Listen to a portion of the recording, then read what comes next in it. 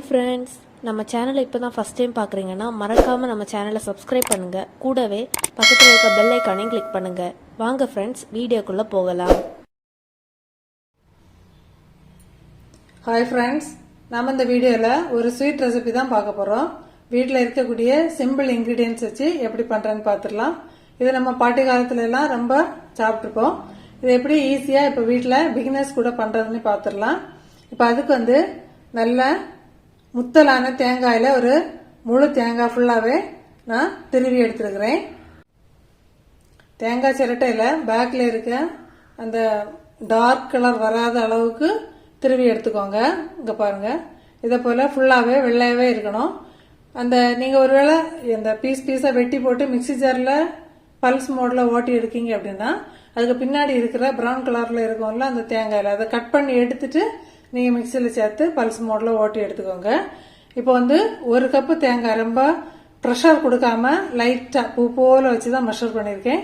ஒரு cup தேங்காய்க்கு 3/4 cup சீனி, அப்புறம் ஒரு 2 அல்லது 3 ஏலக்காயை, 1 டேபிள் ஸ்பூன் சீனி சேர்த்து மிக்சியில் பொடி பண்ணி எடுத்துருக்கிறேன். அப்புறம் 2 டீஸ்பூன் நெய். இவ்வளோதான் நமக்கு தேவையான இன்க்ரீடியன்ஸு.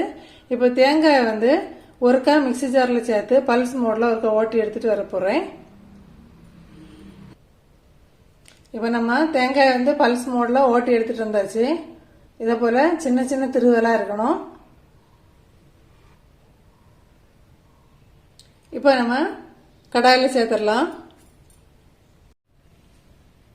இப்போ நம்ம ஸ்டவ் ஆன் பண்ணி ஒரு அடிகனமான பாத்திரத்தை வச்சுட்டோம். அதில் 1 டீஸ்பூன் நெய் சேர்த்துடலாம். சேர்த்துட்டு நம்ம பொடி பண்ணி எடுத்த தேங்காயை அதில் சேர்க்க போகிறோம்.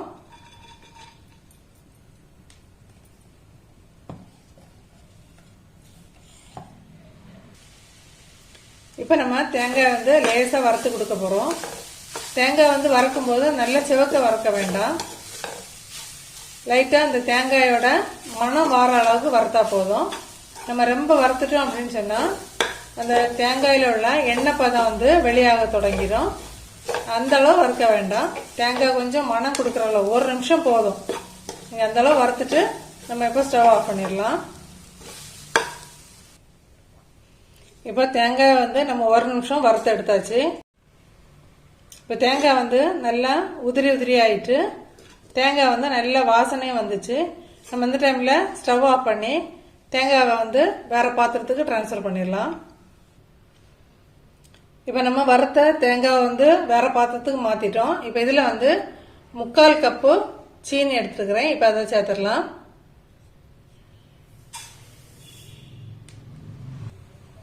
இப்போ இது கூட ஒரு 1/2 கப்பு தண்ணி சேர்த்து கொடுக்குறோம். இப்போ உங்களுக்கு தேங்காய் பர்ஃபிக்கு இனிப்பு மீடியமாக போதும் அப்படின்னு சொன்னால் 1 கப்பு தேங்காய்க்கு 3/4 கப்பு சீனி கரெக்டான அளவாக இருக்கும். இல்லை சப்போஸ் உங்களுக்கு கூடுதலாக வேணும், தகட்ட வேணும் அப்படின்னு சொன்னால் 1 கப்புக்கு 1 கப்பு எடுத்துக்கோங்க. நீங்கள் தேங்காய் மெஷர் பண்ணும்போது ரொம்ப அமுத்தம் கொடுத்து கப்பில் வாரி அமுக்கி வைக்க வேண்டாம்.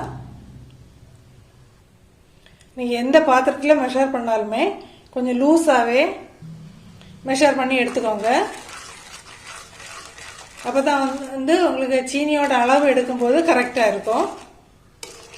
1 கப்பு தேங்காய்க்கு 3/4 கப்பு சீனி. இப்போ நல்லா மெல்ட் ஆகட்டும். நீங்கள் எந்த கப்பில் தேங்காய் மெஷர் பண்ணுறீங்களோ அதே கப்பில் சீனியை மெஷர் பண்ணிக்கோங்க.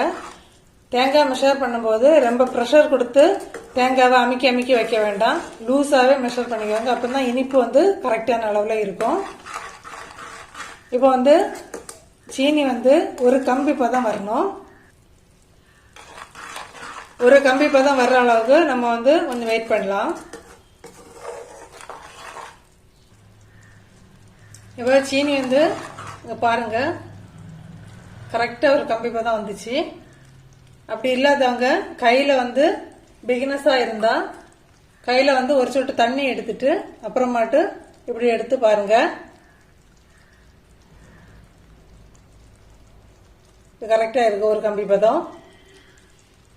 அதோட ஈஸி மெத்தட் என்ன அப்படின்னா இந்த நம்ம வச்சிருக்க பாத்திரத்தில் சைடில் பாருங்கள், இதை மாதிரி சீனி வந்து மெல்ட் ஆகிட்டு திருப்பியும் வந்து சீனி வந்து ஒரு மாதிரி கட்டி பிடிக்க தொடங்குது. அதுதான் கரெக்டான அளவு. இப்போ இந்த டைமில் நம்ம தேங்காயை சேர்த்து கொடுத்துடலாம்.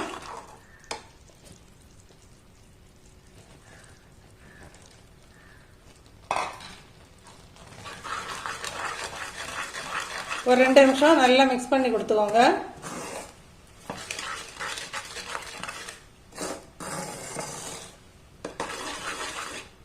இனி சீனி வந்து நல்லா இறுகி நல்லா திரண்டு வரணும். அது வரைக்கும் நம்ம வெயிட் பண்ணணும்.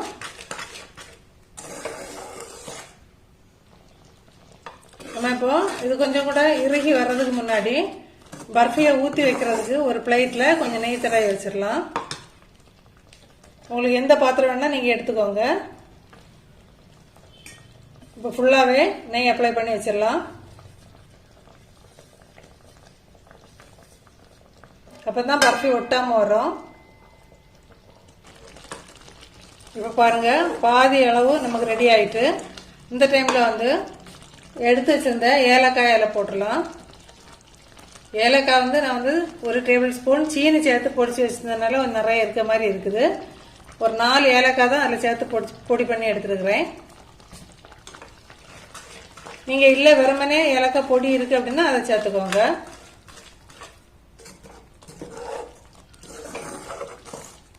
இன்னும் கொஞ்சம் கூட திரண்டு வரணும்.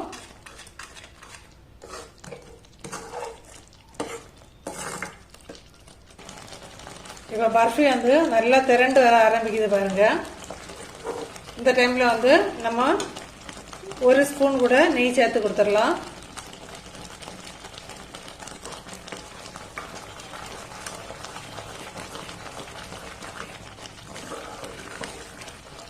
நல்லா சூப்பராக பர்ஃபி ரெடி ஆகிட்டே இருக்கு. நம்ம இந்த ரெசிபி வந்து ஒரு 10 நிமிஷத்துலேயே ரெடி பண்ணிடலாம். 10 நிமிஷம் கூட தேவைப்படாது. வீட்டில் இருக்கக்கூடிய சிம்பிள் இன்க்ரீடியன்ஸ் வச்சு நம்ம செய்திடலாம். என்ன ஒரு 1 நிமிஷம் வெயிட் பண்ணலாம். இப்போ பாருங்க, பர்ஃபி வந்து நல்லா திரண்டு வந்தாச்சு பாருங்க. இனி இப்போ வந்து நம்ம நெய் தடவை வச்சிருந்த பாத்திரத்தில் எடுத்து ஊற்றிடலாம்.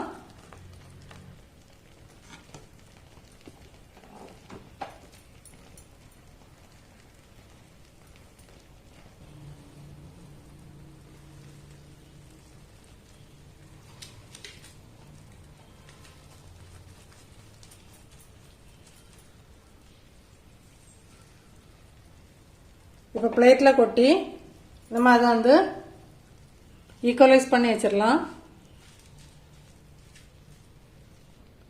இப்போ சூடாக இருக்கும்போதே நம்ம கத்தியில் நெய் தடவிட்டு அதை லேசாக கட் பண்ணி வச்சிடலாம்.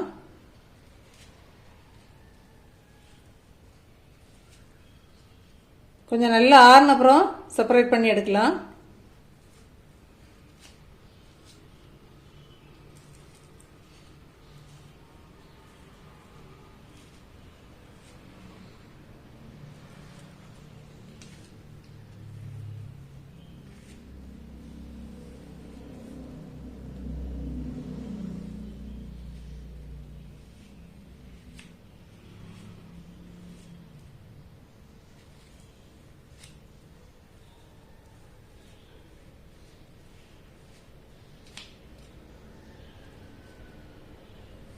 இனி ஃபுல்லாக ஆறட்டும்.